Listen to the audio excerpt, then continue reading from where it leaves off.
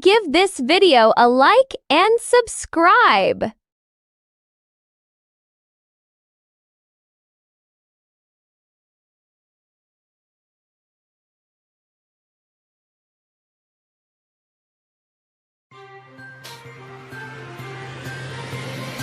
This is HBR News number 557. UK bans social media for the children, where we discuss the news of the week and give it the Badger treatment.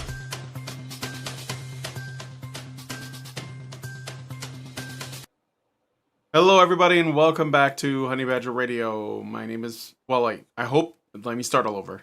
Hello, everybody, and welcome back to Honey Badger Radio. I hope you guys are doing well this week and that you are laughing at all of the absurdity so that you are not consumed by it. I'm your host, Brian, and I'm joined by, as always, my lovely co-hosts, Hannah Wallen and Dr. Randomer Cam.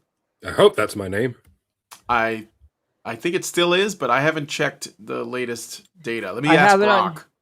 I have it on good authority, sir, that you are not Hannah Wallen. Oh, you're so fast. Man, I don't know. Anyway, on this week's HBR News, we are going to be talking about the massive social media ban in the UK and some of its exceptions. Singer and comedian Oliver Tree dies in a terrible accident and more, so stick around. It's going to be a good time. And be sure to join us afterwards for the patron-only show. So, as Allison's been kind of on this kick of talking about romantasy and, essentially the absolute state of modern storytelling and literature and everything else, which is sort of downstream from the feminist ideology, I thought I was just looking around for something to respond to, and I was plugging in all the old haunts, our old haunts that we go to, like the Mary Sue and like the Guardian and stuff like that. And the thing is, these places are dying. There's no one goes there. They don't really have anything to say. They're playing it a lot safer. I think it's because the rage bait stuff that they used to put out there doesn't seem to be hidden like it used to.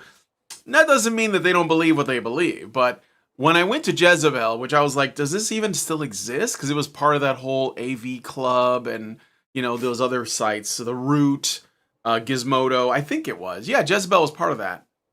And I found, Jezebel still exists. And they have gotten into the romantasy craze, because of course they did. Because I think that there's a link between this romantasy genre of fiction and feminism. Bitter spinster woman thing. So I thought I would look at it, and I thought we could go through Jezebel's Summer Romantasy Reading Guide, all the book recommendations for the steamiest summer ever, so we can read all about werewolves and, slime monsters and Cthulhu beasts. I don't know, whatever and the women who love them. and the women who love them, yes. Connolly and all that, yeah. So, this is probably going to be really cringe, and I don't think you want to miss it if you have a kink for cringe, I guess, or a fetish. But if you want to join us for this, you have to become a badger yourself by going to feedthebadger.com and setting up a monthly subscription. $5 a month will get you into the Discord server where you'll be able to watch all the additional content. And that includes all the patron shows and all the extra stuff that, typically gets put up by Allison and others. And so please consider doing that. Feedthebadger.com/subscribe to do that. And if you don't want to wake up one morning to find that we've been yeeted from the internet, go to badgerfeed.com or honeybadgerradio.com, because that is where all of our content lives. That's feedthebadger.com or honeybadgerradio.com. All right. And then lastly, if you guys want to send us a message at any point during the show, you can do so at feedthebadger.com/just the tip to send us a message, and we will read it on the show. And I already got one. So I'm going to go ahead and read out a couple of super chows, and we're going to go ahead and get into the show. So first, on the Buzz, this was 1:36 in the morning, so late last night. Someone named On the BuzzFeed Writer Who Hates Men Who Wants Kids gave us $10 and said, maybe the writer and the grandma have a common gene that codes for making them highly self-centered and hate the idea of children. If there really is a gene like this, maybe these women really should let themselves out of the gene pool. I should call this hypothetical gene the gold digger gene, where women will only procreate if they know it comes with a meal ticket paid by a man. By the way, thanks to Allison's recent talks about vasopressin, I think I'm going to start a new meme operation called Operation Scare the Hose, so that their brains can calibrate that part that manages fear to handle offensive memes. Haha. All right. That's a lot, but thanks That for that gene is just called the X chromosome, by the way. yeah. I hate to be the bearer of another black pill, but it's Fair. that's just the X chromosome. Sorry, guys. Yeah. No, I hear you. And let's see. We got another one just now from Dark Kikimora for $5. And he says, British culture question for Doc. What is the difference between an oikophobe and a Muswell hillbilly? A Muswell hillbilly dreams of those black hills he ain't never seen. I think that was a joke. Maybe? Yeah, I think that's the difference. It's a kink song. I guess a Muswell hillbilly yearns to live in the Appalachian Mountains. An oikophobe just wants to burn down their own country, basically. So there is a difference. All right. So thanks, guys, for the messages right off the bat. Appreciate it so much. Now we're going to get into today's stories. All right. So British Prime Minister Keir Starmer announced on Monday, June 15th, plans for a sweeping ban on social media social media access for children under 16, along with new restrictions on gaming and live streaming platforms. The measures, described as going further than any other country, aim to protect children from online harms, addiction, harmful content, and stranger interactions, with Starmer stating that they will, quote, give kids their childhood back, end quote. Platforms like TikTok, Snapchat, Instagram, YouTube, Facebook, and X would be inaccessible to under 16s, while features such as live streaming, disappearing messages, and stranger contact would face blocks on gaming services and other apps. By the way, Blue Sky is not included under this social media ban. Just pointing that out. Before I continue, the government plans to introduce regulations by the end of 2026, with the ban taking effect around spring of 2027, following a public consultation that showed strong parental support. Platforms will need to verify users' age or face fines, building on existing online safety powers.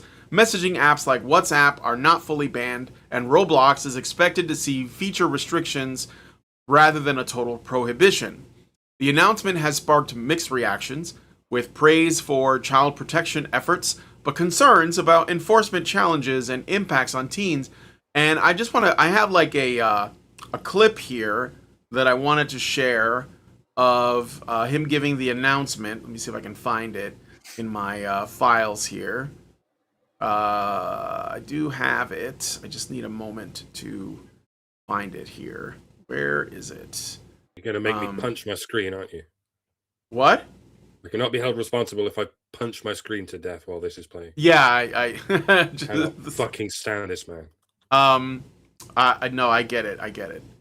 Why am I not finding it? Where is it? There was a clip. I will look for it. But in the meantime, go ahead and give your thoughts, whoever wants to speak. Yeah, there's almost no one in the country who is buying this bullshit for a second, other than government officials, and even they know they're lying. Everyone knows what's going on. It's got nothing to do with protecting children. The dead giveaway, as Brian said, is the matter of Blue Sky, which will remain wholly unrestricted in these measures, despite it being a wretched hive of rampant sexual degenerates and child groomers. So what's going on there? Kind of obvious, really. The sex pests on Blue Sky share the same politics as the Labour Party, namely barely disguised radical communism. They don't censor the cheese pizza, the CP. They only censor what they call the far right, namely anything on the rightmost 90% of the political compass. We want children transitioned. I don't think children should be transitioned. Banned! We want as many minor attracted asylum seekers in the country as possible. Love is love. I think there are already too many of those. Banned! So yeah, the Labour Party is looking at that and going, well, our work here is already done. A+, Blue Sky, gold star, carry on. If it was about protecting kids, Blue Sky would be the first on the chopping block. But it's not. It's not about that. It's about censoring everyone who exposes the merciless institutional oikophobia of the British government and the consequences of its insane policies. It's probably a coincidence that this is happening shortly after the events in Southampton and in Belfast. Namely, UK natives getting butchered in the street by foreigners and then arrested by the police for being racist. Make no mistake, this very probably happens all the time, but it only occasionally gets caught on film by a bystander and then posted on Twitter. And it's necessarily Twitter, because every other social media site will automatically ban such footage and bury any post that alludes to it ever happening. Just like Twitter 1.0 did before Elon Musk bought it. The UK government doesn't want anyone knowing these things, just like it doesn't want anyone knowing about the epidemic of Muslim grooming gangs raping thousands of children. They're determined to protect the child rapists, and they're going to do it by pretending to protect the children, because they are evil, lying scumbags, and there's nothing they won't do. And because they can't control Twitter, their next best option is to enforce digital ID on every British citizen. So if any of them have the temerity to post video evidence of natives getting slaughtered by foreign mercenaries, they'll know exactly who those citizens are, where they live, and what they look like. And they'll send the police nudge unit to your house to force you to delete the post or face years in prison without a jury trial. Like I said the other week, the Labour Party has 3 years left before they're never getting in power again, at least if things keep going the way they are. They've got 3 years left to turn Britain into a hyper-Orwellian surveillance state where any criticism of their policies will get you gulagged in an instant. That's their only chance of staying in power. And they might pull it off. They could do everything it takes to turn Britain into a one-party state. If the Dems can do it in California, where they at least ostensibly have freedom of speech, it'd be a piece of cake to make it happen in Britain. They could just track down anyone who has expressed any interest in voting for their opposition and just arrest them for the crime of whipping up division and hatred. So I'm glad I have friends in America. If and when I witness a native getting hacked to pieces in the street by a 50 IQ shadow beast, and there's every chance I will, because for all we know, it happens every day in every town, I at least have the option of sending the video to an American and pleading with them to post it online from a free country. Unfortunately, whoever does so will never be allowed in Britain. You'll be detained at the airport by 5 armed guards and sent on your merry way back home, while another 1,000 brown recluses flood in the other direction. But hey, why would you want to come to Britain anyway? It's a backward-ass dystopia. It's a gangster's paradise. It's a 1,000-mile gauntlet of zombie knives already stained with AIDS blood. You can't even stand still minding your own business for 2 minutes without getting harassed by a couple of neurotic female hobbits larping as police officers. It's a hellhole. Don't come. Do not come. But yeah, consider this a distress call, America. I'm sending out an SOS while it's still legal for me to do so, if indeed it is. If you Americans are going to come here, it needs to be in a fleet of aircraft carriers and F-15s. Come in and install one of those tin pot dictators of yours. It's fine. It can't be much worse than the shit heels in charge of us at the moment. All right, this message will self-destruct in 3 seconds. Avenge me. I found the clip I wanted to share. Let me do that real quick before Hannah talks. All right. So this is what I got from the footage of him giving the announcement. That is why today the government has decided to ban social media access for children under 16. It's a big step for our country. Now, it's not an easy thing to do, I'll be honest about that. We haven't rushed into it. We've looked carefully at the evidence. And we'll have to adapt our approach as technology changes. Learn from other countries which are taking similar steps. And it's fair to say that this decision has been resisted, and it will face resistance from some of the most powerful companies in the world. But we will take them on, and we will win. Because the need for action could not be any clearer. Social media is making our children unhappy and unsafe. And as a parent, as much as a prime minister, I just can't let that go on anymore. Because our children deserve better. They deserve a happy, safe childhood in a stronger, fairer Britain. All right, that changes the Scumbag. context a little bit. Lying scumbag. He Lying knows guy. what he's doing. He knows exactly what he's doing. Would you do me a favor and play the very first part of that over again? Apologies, Mike. You want me to play that again? Sure. Just the very first part. Okay, hold First on. thing he said. Let me just switch to the screen and full screen it again. Okay. Okay. That is why today the government has decided. That's it. That's the part right there. Okay. The government doesn't make decisions. The government is not a person.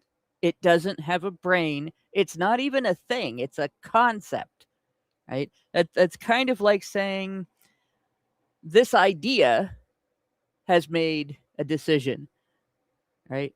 Christianity has decided. Feminism has decided. You might as well say my ass has decided.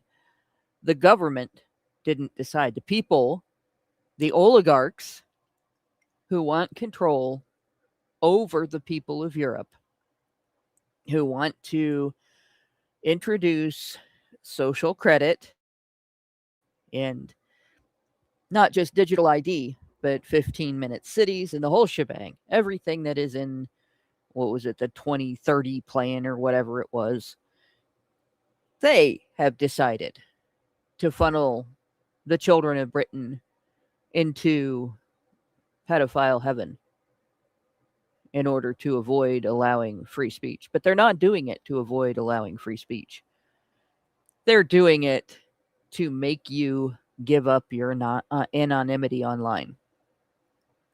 Right? They want you to have to put enough information out there that an angry mob of their side of the fence can show up at your house, even if the cops don't, because it's easy to find out who said what online. And people who say things, like, well, if you're not doing anything wrong, you have nothing to fear. They're the ones that you actually have to fear. They're the ones that decide if you disagree with us politically, you're a Nazi. And we're not violent, but it's okay to punch Nazis. And so therefore, we're not violent, but it's okay if we disagree with you to punch you. And by punch, we mean set your entire neighborhood on fire, kill your dog, and slash your throat. That is pretty much the way these people operate. It's about intimidating you into compliance. It's about installing in Europe what the Chinese government is doing. And it's already started. They're already doing it. This is just the next step. All of that said, there is a group that should be keeping teenagers off of the internet until they're old enough to mind themselves, watch their conversations, and then they should still be supervised. And it's not the government. It's their parents. Their parents should have control over what they're seeing online. Their parents are the ones who should be dealing with this issue. And if there was a system that gave parents that control, which most effectively would have come from the businesses that supply internet service, not the government, that would be That would be something good. If they were trying to empower parents to protect their children, that would be good. But they're not doing that. They're trying to take power away from the parents and transfer it to the state. Your children now have daddy government to answer to. And this acclimates them to the idea that the government is their parent and not you. Which is terrifying, right? Not that kids need to be on social media, not that there's anything great and spectacular about social media, but that the government has decided that the decision is out of your hands. That's not what the government is for. And it never should be. If you even have to have a government, it should not be for anything but determining your borders and enforcing them and maintaining international trade, things like that, which I have to say the UK government sucks at entirely. No, they don't want to protect children. They want to throw children to the wolves. And they don't want you to be able to say anything about it. And they don't want you to be able to go somewhere else. And that pretty much sums up what he's doing. But saying the government has decided is a very easy way to sidestep accountability for it. If you're from the UK, don't let that happen. You know, whatever you have to do needs to be done soon. If it's voting for the opposing party, even if you don't usually, you should hold your nose and do it this time. If it's contacting your representatives and expressing your grievances, then you got to do it. If it's marching in public, in large groups of people, and voicing your disagreement, you should do it. Because you're on the verge of the 1984 dystopian future. With a couple of things added in from Brave New World. And it would be really sad if that happened. And it's not even, this isn't even coming from the UK government or even from Keir Starmer. It's coming from his handlers in Davos. Everything Keir Starmer does is something he's been told to do by some shady bunch of oligarchs in Davos. He's come out and said so, that he has more loyalty to Davos than he has to Westminster. It's the World Evil Genius Forum, except they're not geniuses. They're just a bunch of assholes. The problem with the UK is they don't actually have freedom of speech, so they could get arrested for marching, complaining, posting about it. I mean, I understand that at some point. I know. At some point, you just got to do it, and you got to like confront these obstacles. But yeah, I mean, it's they don't have. They've been marching. They have. They've been marching. They've been gathering. They've been organizing. And I do think that, like, well, Mike said, Starmer is a bureaucrat. He doesn't. He's like Carney in Canada. He's not. He's like an empty suit, basically. He does the bidding of a bureaucrat. He's way worse than a bureaucrat. Do you remember the Mummy? Yeah. You remember that guy that made friends with the Mummy because he thought the Mummy was stronger than his friends? And Benny. That's him, right there. That's who every national leader that bows to the World Evil Genius Forum is. Mm-hmm. Not just a bureaucrat, not just a paper pusher that's fitting square pegs into square holes and round pegs into round holes. They are betrayers of their people. Yeah. They're turncoats. Yes. Well, I don't know that he ever was one of their people. That's what I mean. He's like one of these. I think he's just a global citizen. You know how people call themselves citizens of the world. But yeah, you can be a traitor and a bureaucrat at the same time. Yeah, for sure. He's a globalist. But it's what happens when there are like fewer and fewer, like when you have less and less authority coming from a father in the home. The government becomes the new father, and over time, the government takes over your family. And this is just another element of that. If there were fathers, and I'm not saying that, I don't know what the data is for England or Britain's fatherlessness, but what I'm saying is that there is a gap that is being capitalized on. There is every tool that can be used to essentially raise and control children is being exercised here. Now, Oh yeah. In fact, Yeah. if you're a putative father, you're reputed to be the father of an unwed mother's child. You don't have any parental rights at all. yeah, If you're divorced from your wife and your wife abuses the children and the state removes them from her home, you have to fight to get custody because their primary, their not primary, but their preferred method of handling it is to put the child in foster care. And the foster care system has more parental rights than a father in that circumstance. The UK separated as many fathers from their children as they possibly could during the 20th century. And no remedy has really been done since then to change that. Mm-hmm.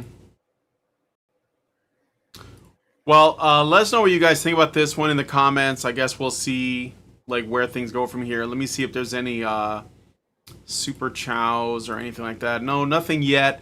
But send them through, and I'll be sure to read them in between the after the next story, because I'm basically moving on to the next one now. So let us know what you guys think about this one in the comments.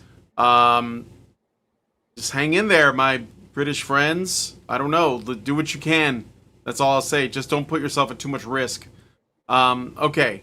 So now we're going to talk about Oliver Tree. Now, I didn't know a lot about this guy, but apparently kind of a big thing on the internet. He's a musician, singer, songwriter, comedian, and internet personality.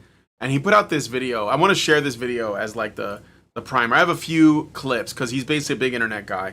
So this is an Oliver Tree video that I thought was pretty fun.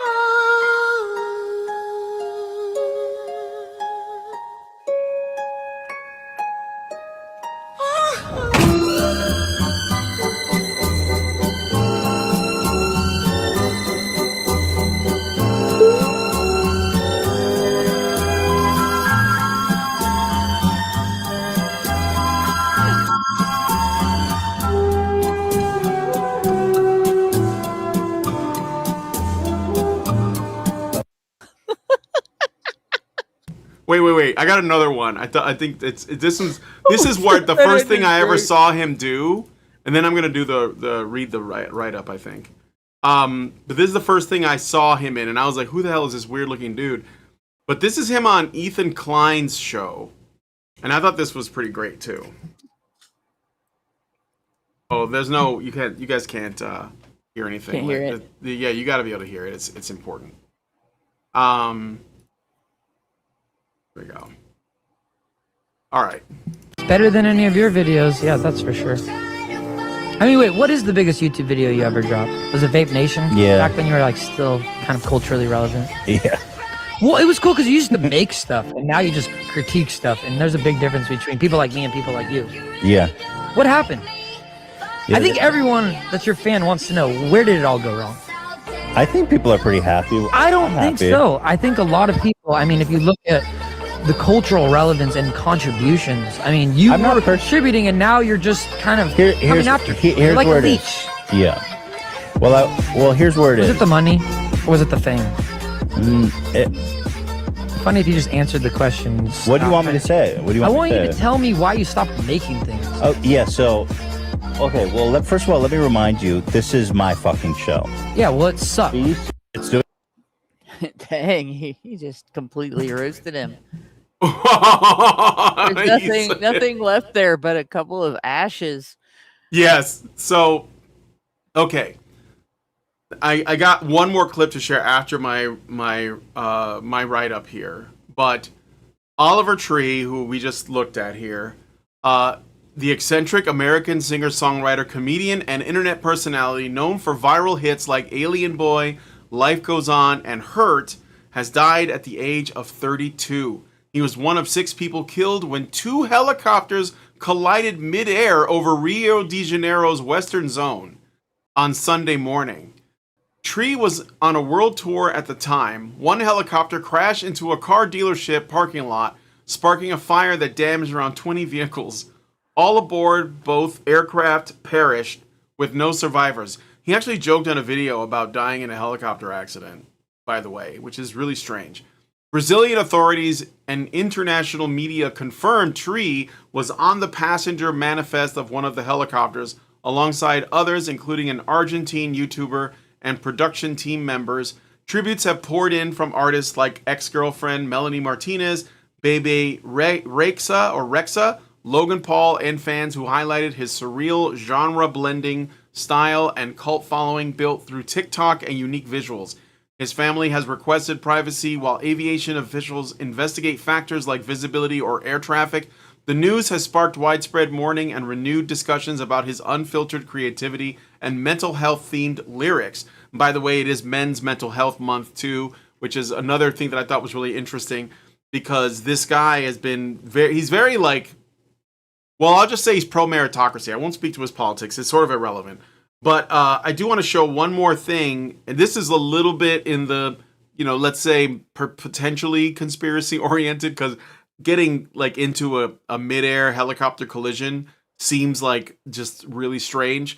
But this is a video that where he was in a legal battle with the music industry, where he's fighting against Atlantic Records in order to keep his authenticity. So let me see if the audio works for this. I left my record label, let's talk about it. After making tens of millions of dollars over 8 years for Atlantic Records, they no longer want to support my art because I'm not making songs for TikTok. And after dedicating my entire life to making art, I never got into this to make TikTok songs. I know the effects of TikTok. I've had multiple songs that connected there, but that's not why I got into making art. Over the last 2.5 years, I traveled 82 countries and recorded this album on all 7 continents. These are the types of projects that charge me as an artist. This is why I got into it in the first place. And just because I'm not making songs for TikTok means that the label doesn't want to support the vision. Well, guess what? I don't give a shit. And after you guys have joined together in tens of thousands and sent messages to the label, we have officially reached a negotiation over the past course of a week. My team has got the label to agree to release Love You Madly, Hate You Badly on my personal imprint, Alien Boy Records. You guys, I want to thank you from the bottom of my heart. This music is finally going to see daylight.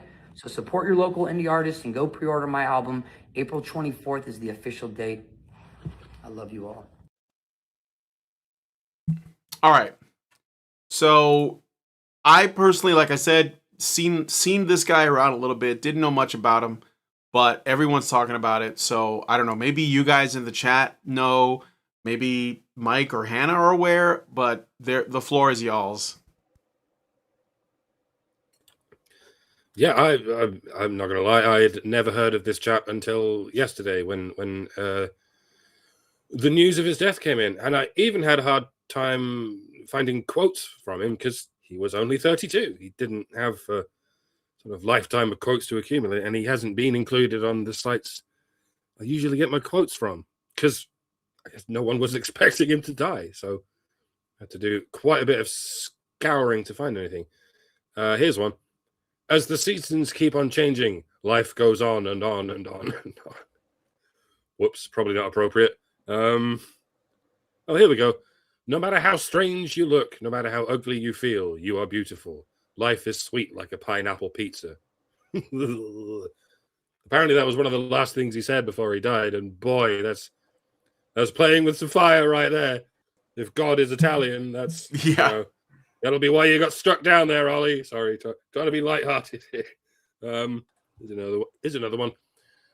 Be a pineapple, stand tall, wear a crown, and be sweet on the inside. Okay. I'm seeing a theme here. The man liked pineapples. Fair enough. Leave him alone, Italian God.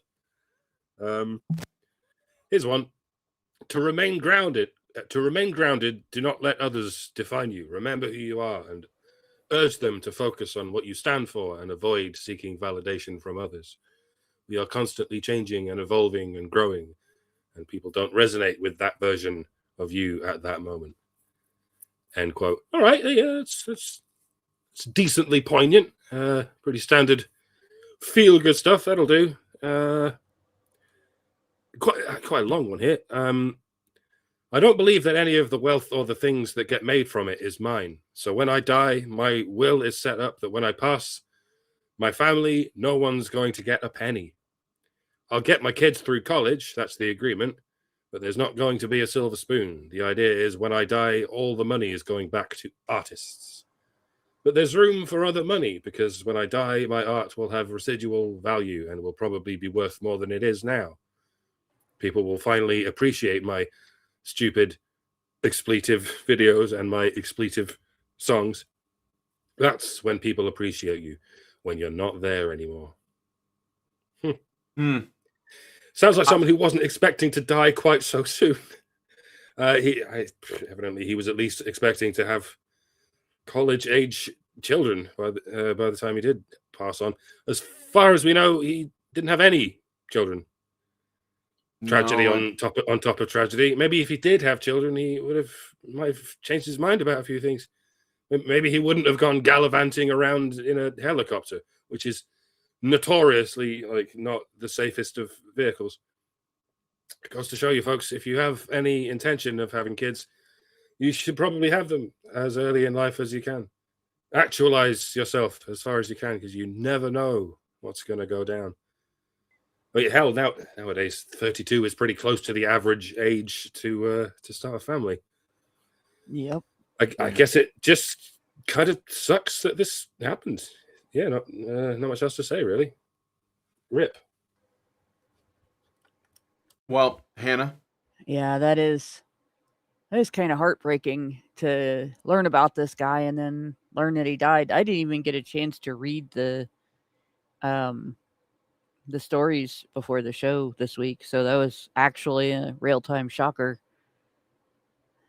So, and it is kind of scary to be in a helicopter. From the ground, it doesn't look like it, but you're kind of, at least the one I was in, you're kind of surrounded by glass. I not good at aerial photography, by the way. I throw up instead. But it would have been a horrifying few seconds realizing it was going to happen before it happened. And that's sad. It would be, you got people in the chat saying he's not dead. Well, it would be great if some miracle happened or who said he's not dead? Frank. We have AYAM. I am serious. He's not. Serious. He's never serious. He's trolling. Sounds mad. So, but it would be great if there was some accident and he wasn't really in the helicopters. But I have a feeling that's not the case. But yeah. Look, if there really isn't a whole lot else for me to say about this. Yeah, I do have one more clip. This is the one I was looking for, where he sends a message to looksmaxers. Hopefully, that's the audio plays for this. Now, I know looksmaxing, getting procedures done is all the rage right now, but I just want to remind you guys that is not the only option. Being ugly is not that bad, and as a guy who's incredibly ugly, roughly a 2.2, 2.3, life is really epic being ugly. And no matter how strange you think you look, no matter how ugly you feel, You're actually incredibly beautiful.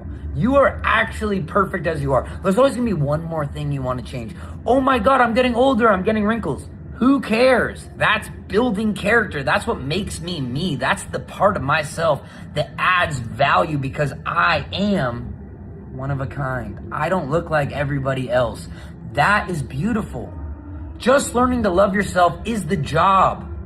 It's in here. This is all a facade. This all fades. And when you're doing these things to try to impress other people that you don't even care about, why? What reason? You are beautiful. You are amazing. Learn how to love yourself. Learn how to embrace the imperfections. That's you. You don't need to change you for other people that you don't even like. You're dope. You're beautiful. You're perfect. Someone needs to tell you. And it's going to be this ugly guy. Guess what? Power in numbers. We are an ugly army. We're ugly maxing. Who needs all this other stuff? You are you. That is more than enough. You are perfect. Don't listen to anybody else. You're enough. Bro's not even that ugly, but I guess. Well, I mean, come on. Like only because say, he's like a bit. He was a very rich, very famous musician. But if he was just like a guy, he'd be on every ick list. You know, he's not boy band attractive, but whatever. But at least he can say, "I'm ugly, but I'm beautiful." I'm going to be honest. A lot of guys underrate contradiction themselves. there. Yeah, right? A lot of guys underrate themselves. And a lot of women underrate them as well. I think most people are better looking than other people give them credit for.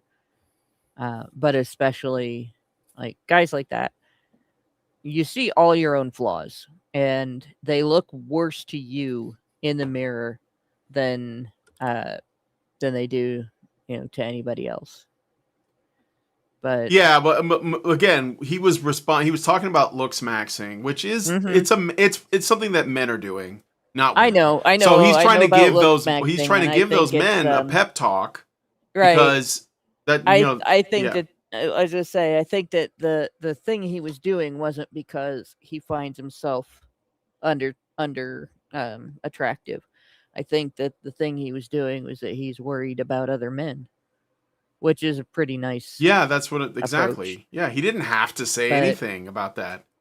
I think a lot of the guys that he was targeting with that speech, probably think they're uglier than they are too. Sure.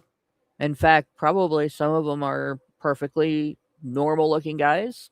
Many of them probably are a little bit good looking at least. And don't think of themselves that way. And there is a thing. If you're really worried about whether or not other people find you attractive, it makes you less attractive. It makes you nervous. It makes you defeated. So you don't carry yourself as a person who feels attractive. You carry yourself as a person who is trying to hide that, you're maybe thinking of yourself as disfigured. You might put your head down. You might hunch your shoulders over a little bit. Your posture will be different. You don't look at people because you're afraid of what they're going to look at you like, what their expression is going to be when they see you. And usually, their night motorcyclist nailed it before I did. Usually when guys have that issue, they've been emotionally abused as children by some adult telling them that they're ugly when they're growing up. And nobody should do that to a kid, by the way. I don't care if you think that the kid is the ugliest motherfucker you ever looked at. It's not something you say to a kid. But there are adults who think it's perfectly acceptable to do that, or they'll say it to another adult in front of the child. And they're much more likely to do it to a boy than to a girl. And they'll talk about maybe that a girl is plain and needs to accentuate the positive. But with boys, they will be absolutely brutal. And they'll act like boys don't even hear it or that they don't even get affected by it, or that they shouldn't. And then you have guys growing up to think of themselves as monsters.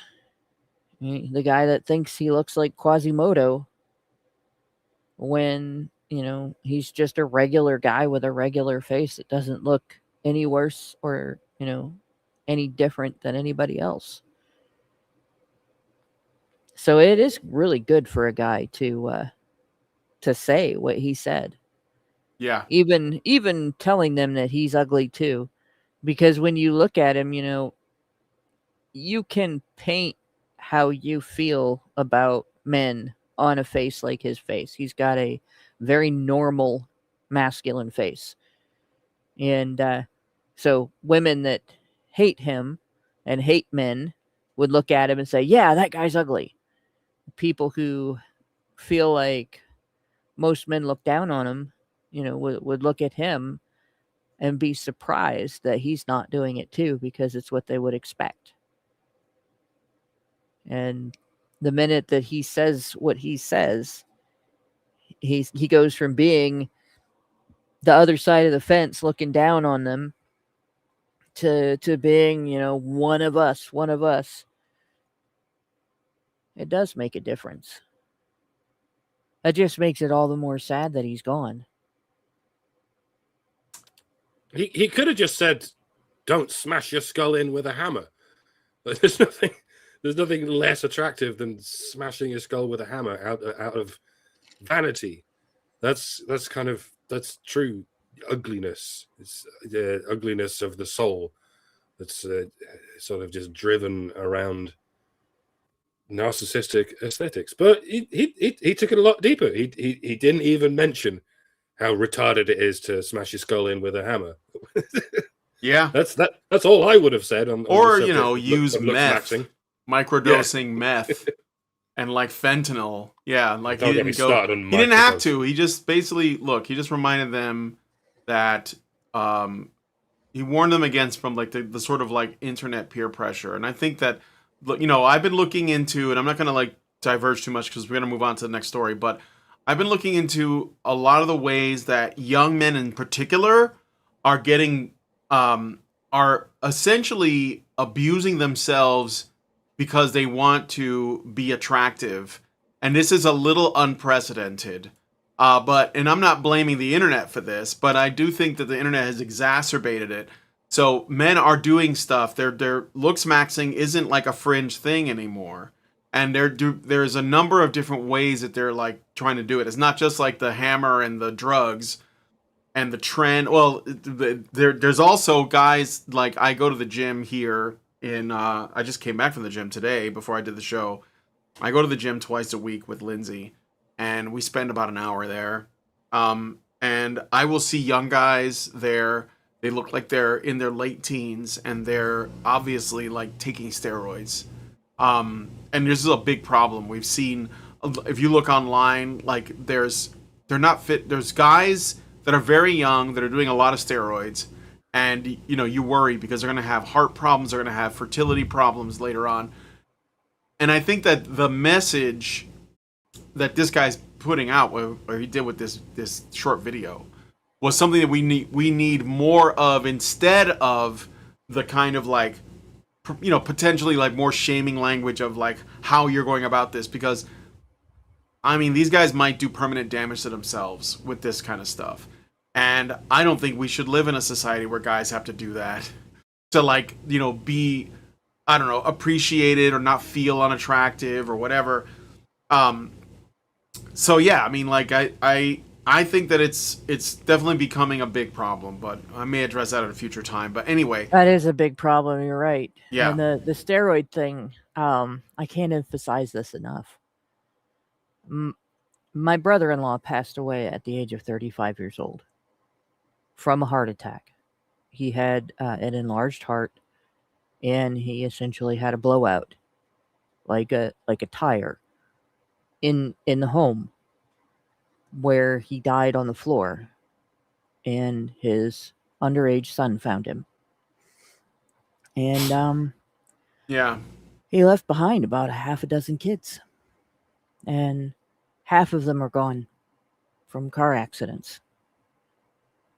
Yeah. They were teenagers without their dad. And there is pretty strong chance, there's some suspicion in the family that steroids were the cause. When he was younger, he was really into bodybuilding. You don't want to take that chance. Steroids don't make you healthier. They don't make you better looking. They make you increase your muscle size for a little while. And then for the rest of your life, however long it is, which could be all of 35 years or less, you have health problems because of the steroids. Yeah. Even if you stop taking them, you still have health problems. Yeah. Forever. Yeah. Even Yeah. people like me with asthma that had steroids for asthma growing up, there are health problems. I have an arrhythmia in my heart. We don't know if the steroids caused it, but there was a class action lawsuit against the company that made the medication I was on when I was a kid because of that particular health problem and several others. If you don't have to take steroids for medical reasons, you should never touch them. Ever. Yeah. For sure. But we got to move on. Let us know what you guys think about this one in the comments. I'm going to read some of your super chats and super chows and whatnot, and we're going to get into the last story. So Albatross4920 gave us $5 super chat and says, tough on the outside, sweet on the inside, like a pineapple. Actually, that's kind of deep. Peace sign, heart, like king, what is it, devil horns and a dove. Thank you. And then Nobafan21 gives us $1 and says, SpongeBob, I'm ugly and I'm proud. Thank you. And then Roboto123456 gives us $1 and says on Rumble, the problem with trying to be attractive for others is many times one is not one's cup of tea. When it comes to women and media, even worse beauty is in the eye of the beholder. All right, thank you guys for that. I think it might have something to do with the fact that social media itself is feminine oriented, and I think that young men on social media are feeling feminine pressure, if that makes sense, because it's usually women that are made to feel inadequate, but it's usually by other women. And so that might be the environment that's being fostered there. But we got to move on. So let us know what you guys think about that one in the comments, and let's get into the last story. So, being that it is Men's Mental Health Month, we probably need to hear from the number one, like, primary source, right? Men. So here is Elliot Page. Elliot Page. I'm sorry. You're under arrest. I'm sorry. Elliot, the mentally ill and surgically mutilated, or Ellen Page, I'm sorry, who proudly declared on December 1st, 2020 on her social media, quote, I am trans, my pronouns are he, they, and my name is Elliot, decided to share her opinions on what is healthy masculinity. Page, who once held an entire press conference back in 2014 just to announce that she was a lesbian, wow, that's wild, was recently on the It's Open with Ilana Glazer podcast as part of the media tour of her Rainbow Mafia movie called Second Nature. Rainbow Mafia movie. While the podcast she made this bizarre statement that the gender binary just doesn't exist before launching into an odd, rambling explanation of masculinity.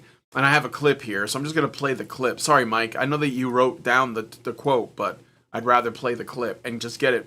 Because we want primary sources here. Like, who better to talk about men's health than an actual man like Elliot Page? Let's get a listen. Oh, I gotta go back because it's. I'm sorry. I gotta do the stop sharing and then reshare it again. I apologize for this. It's not always okay. Here we go. Healthy masculinity to me is, or even just something I've felt as transitioning is like leaning away from whenever there is some sort of impulse or expectation you've put on yourself to like shut down or conform in a way that usually feels like this, like I am closing off I remember kind of being like, oh, Elliot, maybe you should, talk with your hands a little less, or, maybe in pictures, because ever since transitioning, now I'm like, Johnny, I am smiling in those photos. Whereas I used to be I could barely look at a photo of myself. I was always like, and now, and I'll be say a dude's like, hey, are you Victor from Umbrella Academy? And we're doing a photo together. He's very, I'm great. And like having that moment where I'm like, oh, should I also not? Like, should I also be Close and off. it's just like, what the fuck, Elliot? What are you talking about? Like, The very, very masculine interview right there. Okay. So I think what the fuck, Elliot? What are you talking about? Is probably the smartest thing that Page 2 has ever said. yeah, naturally, the internet gathered together on social media to try and decipher what the hell was just said. Billboard Chris Elston quipped, quote, "This is the most female conversation ever." And quote, non-satirical satire parody page, Not the Bee, added, "Wow, the healthy masculinity she's talking about sure sounds a lot like femininity." It's true.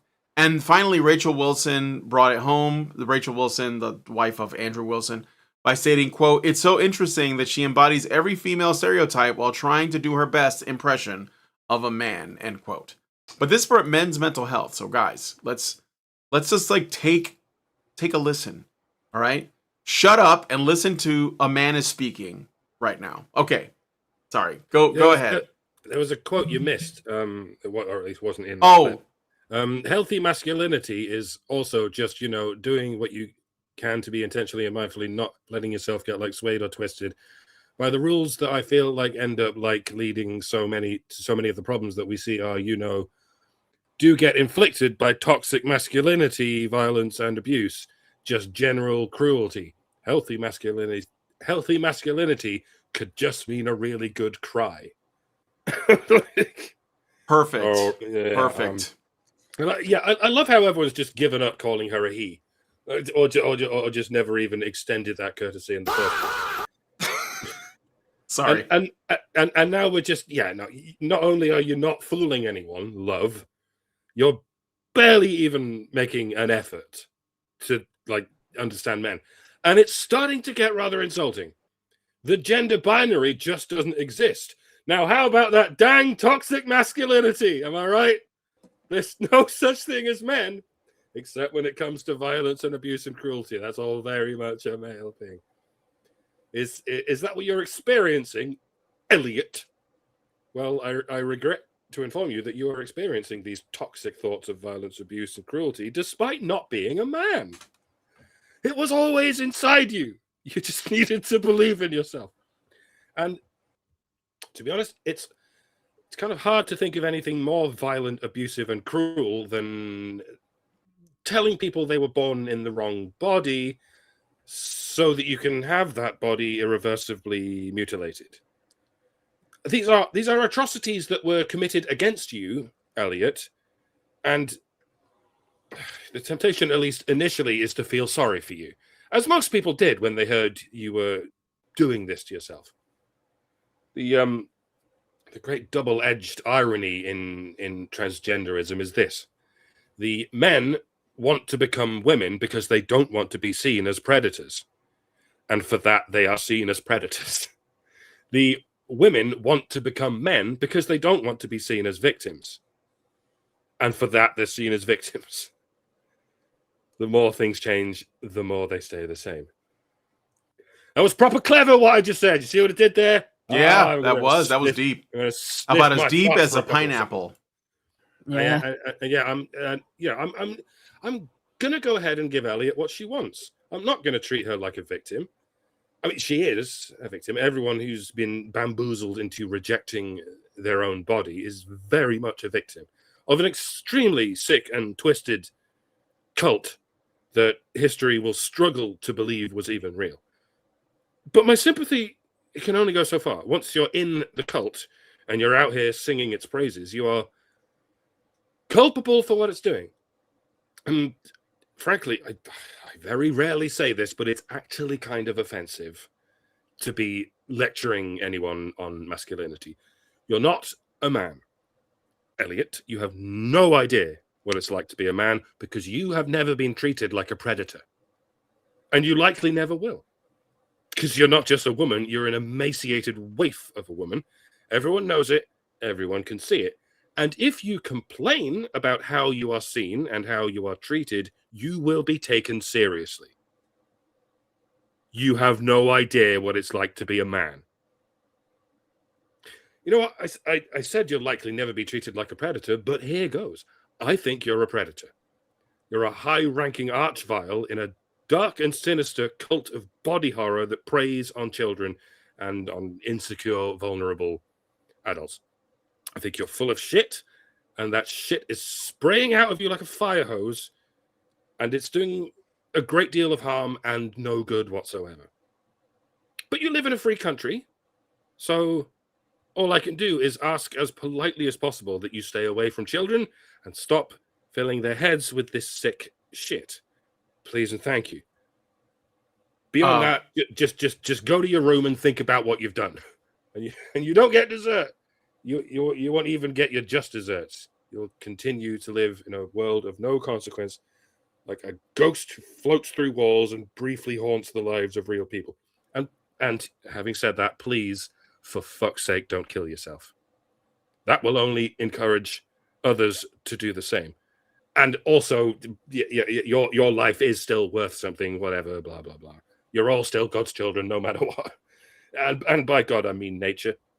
Nature is to be respected. So please don't take what billions of years of nature has given you and piss it up the wall like it's nothing.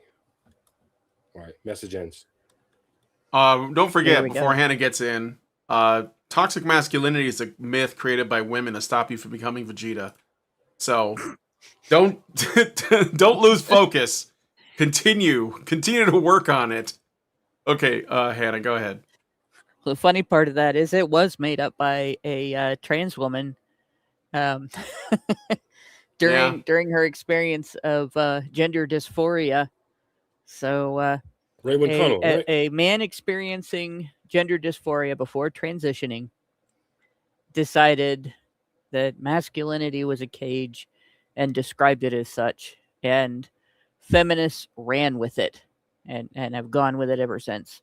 They wouldn't say the same thing about femininity, even though it's much more gilded in some ways than masculinity.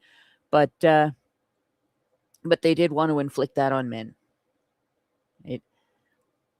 As for Elliot, I will say phone home. Phone home. I get that. Elliot. You know my little brother, my baby brother, who is like 42.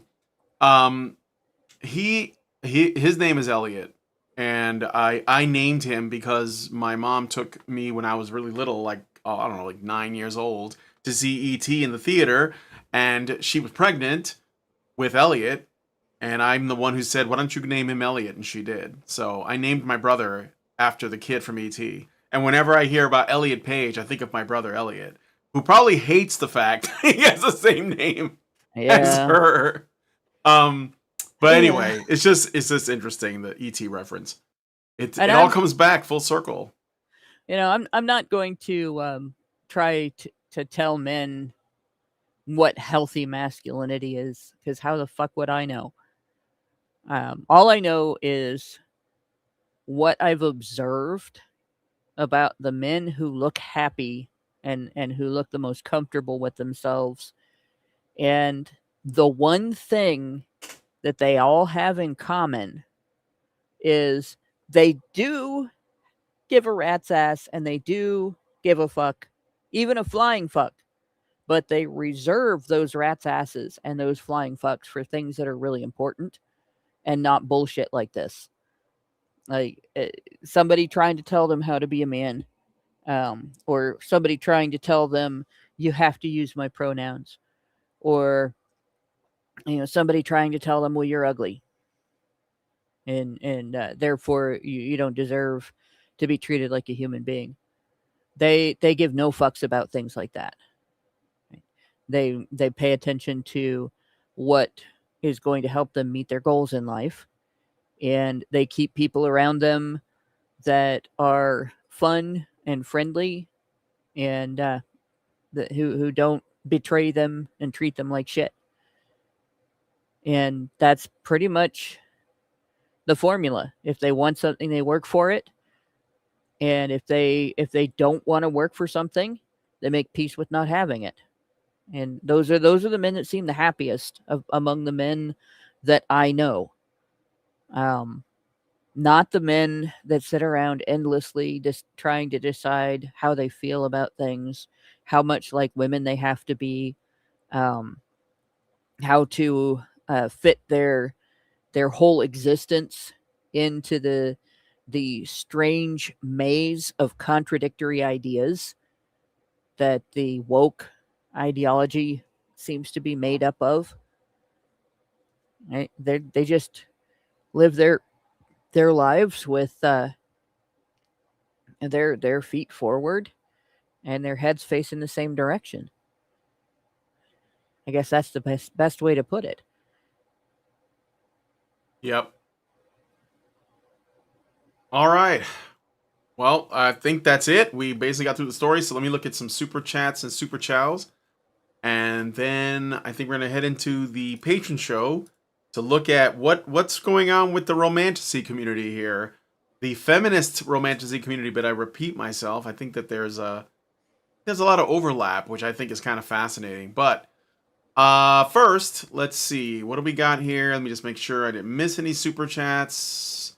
No, it doesn't look like I did. So I have a super chow from Meredith G, who gives us $5 and says, HBR News number 557, Honey of the Badgers. I get you meant to say 4, I'm assuming. I'm going to point out that Australia put in a similar law as the UK, and 80% of kids below the age of 16 have access to social media. At the end of the day, it means children are silenced and funneled to people who are more dangerous to them. And if you read the fine print of all these laws, there are platforms that are exempted. Yeah, I mentioned Blue Sky, which should concern every parent. I believe that Starmer is what people call a Fabian-like many in the British government. Oh, yeah, for sure. Part of the Fabian Society, is that what you mean? Yes, I know Australia is more cooked than the UK in terms of their censorship.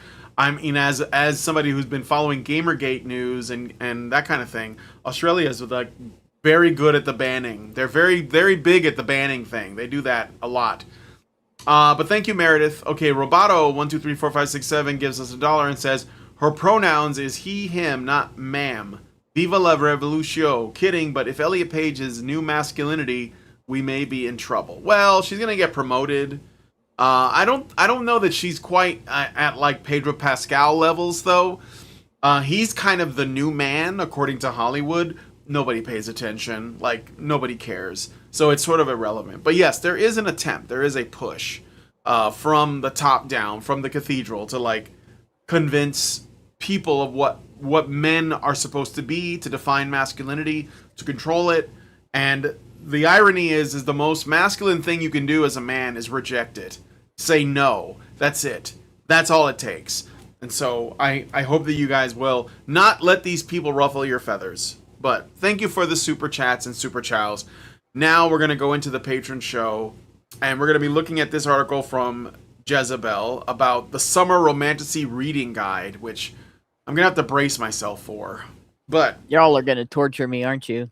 I mean, I haven't looked at this, so I don't know what's in it. It might be boring. I don't know, but I doubt it. I think it's going to be cringe. I mean, just look at these covers. Like, this is going to be... No, I have an idea of what's in there, because that ad that I was telling you about, the app ad that I get in the games that I play on my phone.